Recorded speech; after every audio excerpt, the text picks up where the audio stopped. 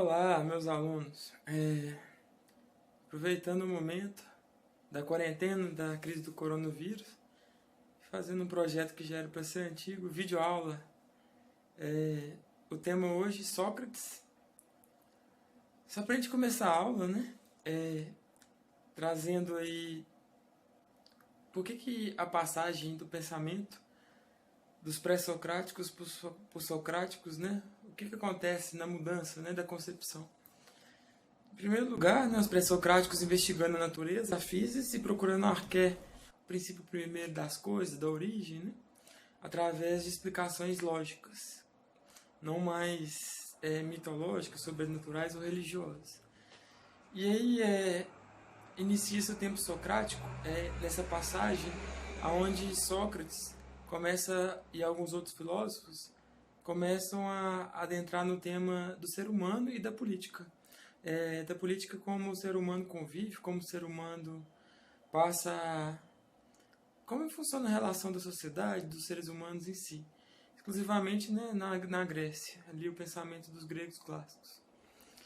E aí Sócrates, né, vem iniciar, ser um dos precursores, né, que marca a história, com o princípio do pensamento da maiêutica, do parto das ideias, aonde ele vem buscar o despertar do espírito, o conhecimento, a sabedoria que existe dentro de cada um, e precisa ser estimulado a aparecer através de dois processos, né? O primeiro é a exortação ou ironia, onde Sócrates investiga, né, os jovens ou as pessoas sobre o que elas pensam sobre as coisas, quem elas acreditam que são, e, né, vai, através do recurso da ironia, desconstruindo alguns conceitos, esvaziando o sujeito das opiniões, como diria Platão, das aparências, para chegar no processo da maiêutica, que é o parto das ideias, né? Realmente o parto.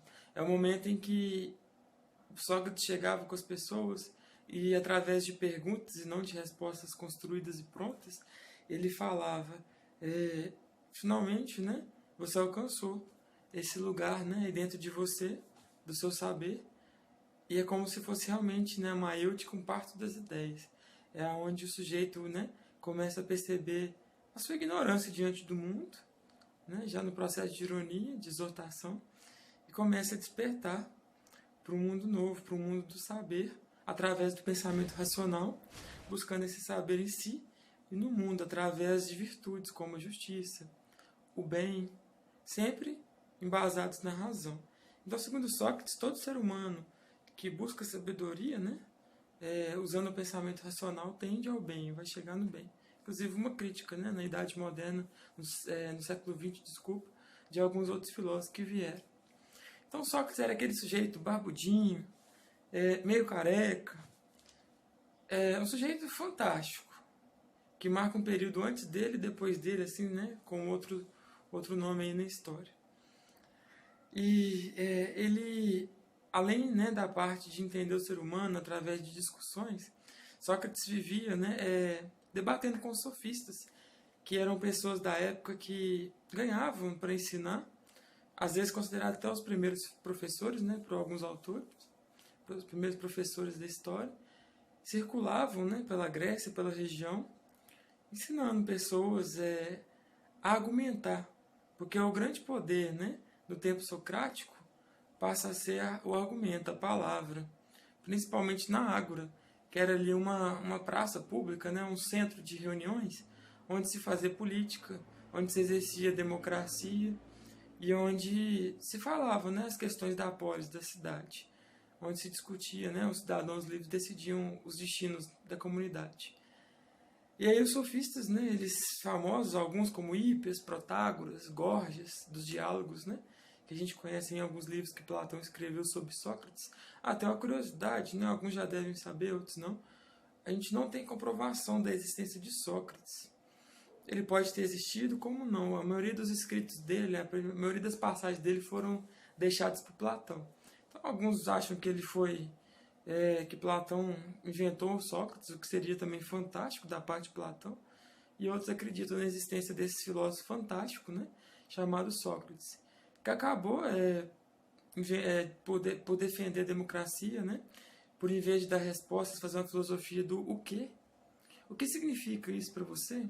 O que significa justiça para você? O que significa o que você está falando sobre isso ou aquilo, determinado assunto? E convencendo, né, ganhando debates, ganhando através da argumentação humilde, vários diálogos, várias conversas, né, na Ágora e em outros lugares. Então, quando Sócrates falava de maneira simples no mercado, em praça pública, né, na Ágora, ele sempre colocava o quê, né, o que significa isso para você. E aí ele ia fazendo aqueles dois processos que eu comentei antes. Primeiro, né, desconstruindo opiniões, doxas, e depois chegando, né, no parto das ideias, onde o sujeito desperta através do questionamento. E aí ele começa a buscar um saber, né, ligado à razão e aos valores, às virtudes. Sócrates acaba sendo julgado por aqueles, né, que ele mesmo, às vezes, abriu a mente, ajudou, e, infelizmente, ele é julgado e condenado à morte. Por interesses da época, né, várias questões de poder.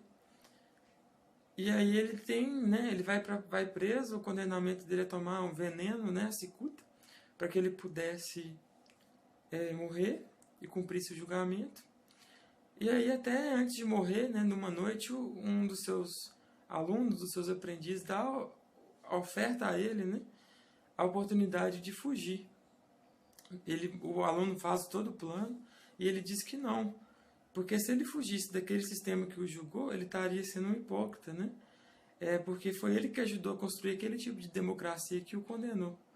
Então ele não poderia fugir de forma alguma. É um sujeito fantástico, né? E ele morre sim, né, tomando o veneno, mas sendo, né, fiel àquilo que ele propôs, àquilo que ele mostrou, né, através de humildade e perguntas. Fica aí a dica sobre Sócrates. Até o próximo vídeo.